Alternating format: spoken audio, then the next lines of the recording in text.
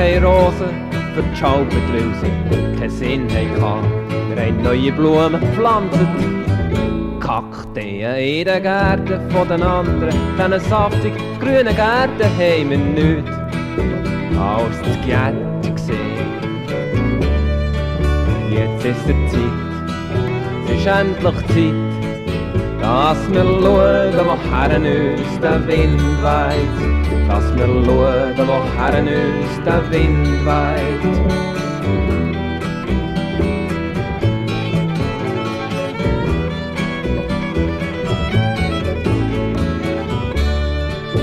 Wir haben auf die alten geflucht ihre Einbahnstrasse leben.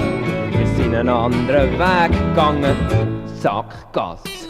Viel zu viel haben wir gemalt in schwarz-weißen Bildern, die langsam auf dem Meerstrich verstauben. Jetzt ist es Zeit, es ist endlich Zeit, dass wir schauen, woher uns der Wind weht. Dass wir schauen, woher uns der Wind weht.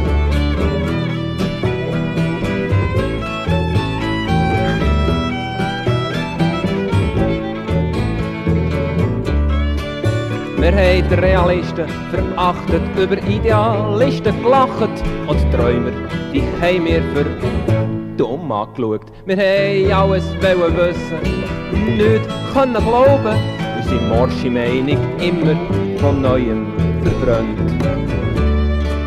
Jetzt ist es Zeit, es ist endlich Zeit, dass wir schauen, woher uns der Wind weht.